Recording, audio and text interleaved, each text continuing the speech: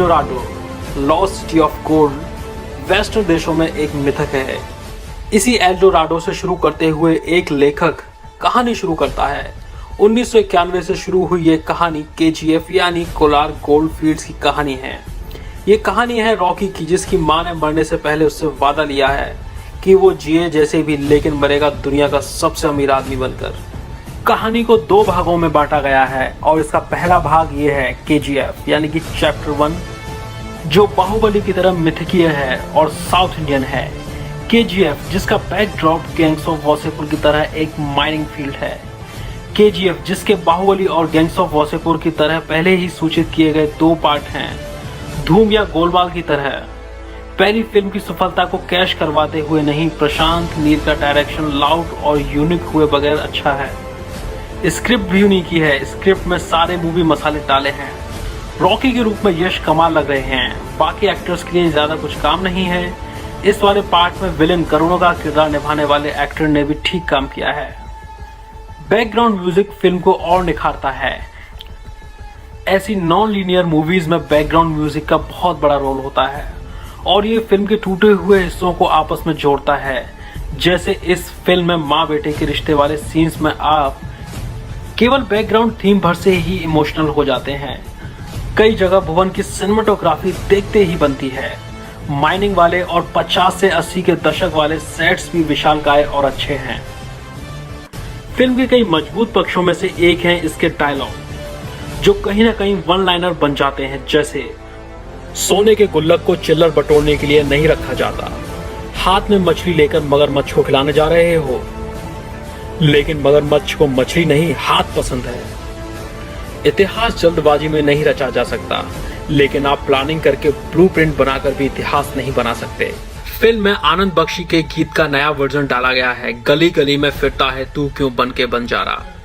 Film देखते हुए आपको हमेशा 80 के दशक की अमिताभ वाली मूवीज की फील आती है। कई बार ऐसे सीन्स आते हैं जो बेशक जानबूझकर कॉपी नहीं किए गए हैं, लेकिन 80 के दशक की याद दिलाते हैं। जैसे अग्निपथ वाला अमिताभ, जब बैकग्राउंड में कविता और फोरग्राउंड में गुंडों की कुटाई चल रही होती है। एक और बार गुंडों की दरवाजा बंद करके कुटाई दीवार की याद दिलाती है। भगवान को नहीं बल्कि माँ को मानने वाली बात नास्तिक की याद दिलाती है।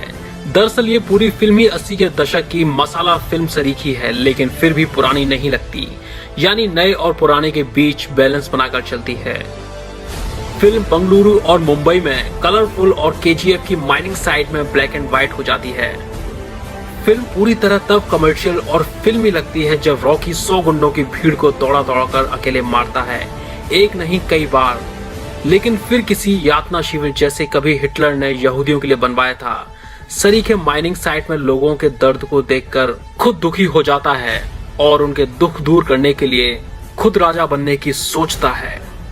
खास तौर पर एक अंधे को देखकर, जिसके अंधेपन का पता लग जाने पर सिक्योरिटी गार्ड उसे मार डालेंगे, क्योंकि वो किसी काम का नहीं, इसीलिए वो अंधा न होने की एक्टिंग करता है।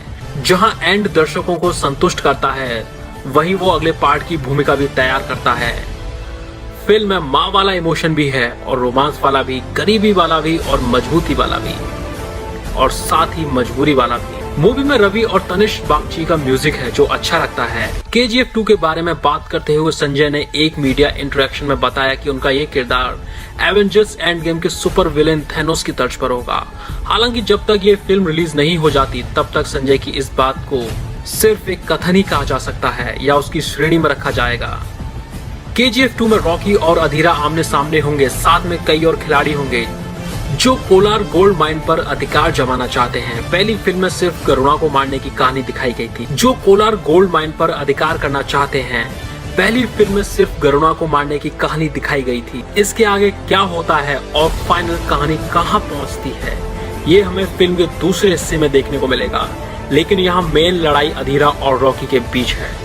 तो दोस्तों, ये तो फिल्म के रिलीज होने के बाद ही पता चलेगा कि संजय दत्त का किरदार थैनोस की तरह है या सिर्फ एक बात है। क्या संजय दत्त थैनोस की तरह कर पाएंगे? आपको क्या लगता है और आपकी क्या राय है? आप हमें कमेंट बॉक्स में कमेंट करके जरूर बताएं। लाइक और शेयर करना बिल्कुल ना भूलें और देखते रहिए हमारा चैनल पॉलीक्राफ्ट स्टूडियोज।